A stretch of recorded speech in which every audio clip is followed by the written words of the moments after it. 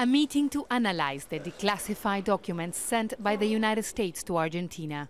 They have relevant information about what the US Embassy knew about the dictatorship in Argentina 40 years ago. Argentina has been requesting them for years, and now they were brought here by US Secretary of State John Kerry. These documents are very important because there are testimonies from wives of political prisoners. There's a letter where the government acknowledges that they have 2 people detained and that they won't release them.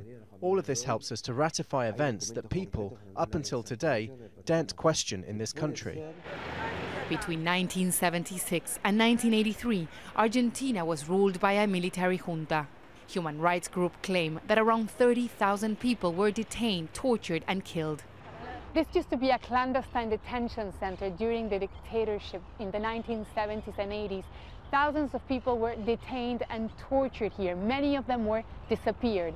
The latest documents not only show the amount of knowledge that the United States had about what was happening in Argentina at the time, but also that there was a clear strategy by the military junta to disappear political opponents.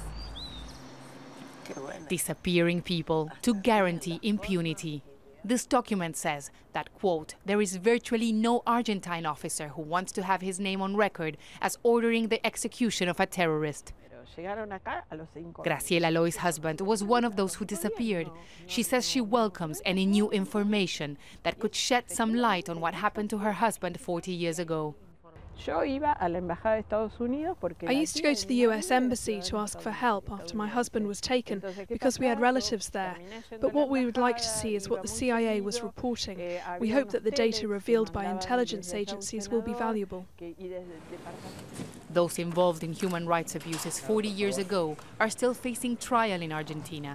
Human rights groups say the information helps them in court. The information will be very valuable because it will show us the role of the US with Latin American dictatorships. We have been using much of this information in the trials that are ongoing against members of the military and the police that committed the abuses.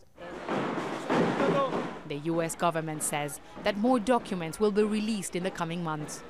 And people here hope that this will be another step to help this country leave the past behind.